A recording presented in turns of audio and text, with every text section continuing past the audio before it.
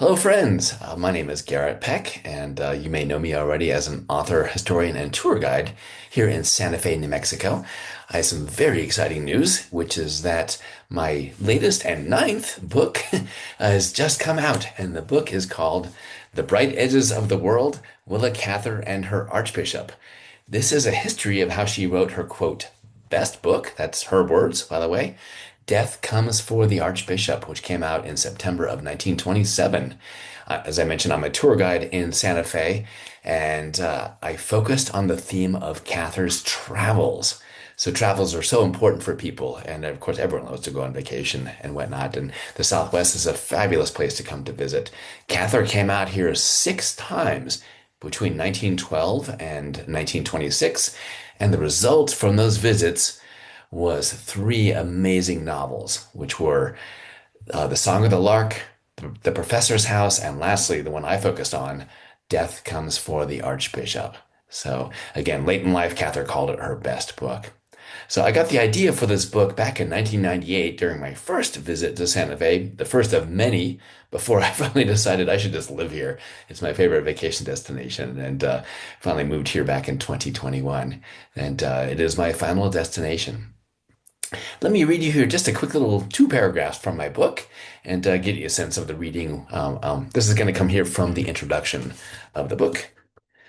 Let me pull out my little postcard here. The publisher gave me these cool postcards here with the cover of the book. And by the way, that was Cather's 1924 publicity photo. And that is wonderfully, that made its way onto the cover of my book. So again, I'm a tour guide, and I lead a tour called Willa Cather's Santa Fe, where we explore Cather's inspiration to write Death Comes for the Archbishop. On my walking tours, I remind people that history is like an onion.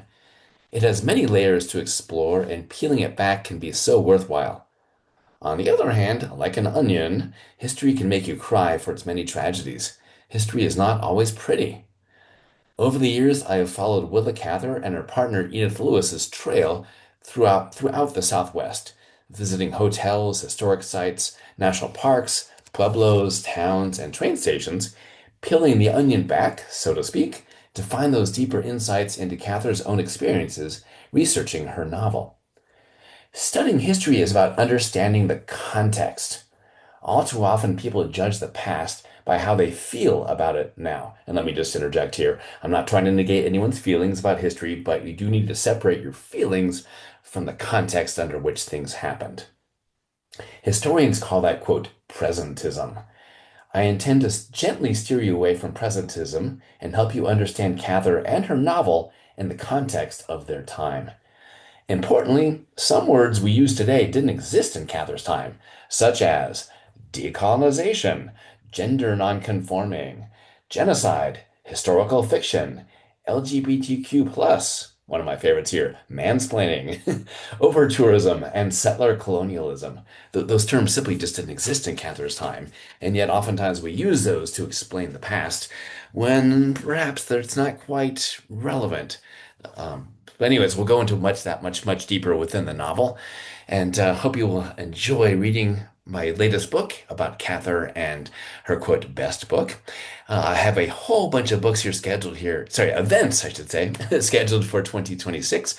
And you can find those up on my website, which is garrettpeck.com, 2 R's and 2 T's, / Willa Cather.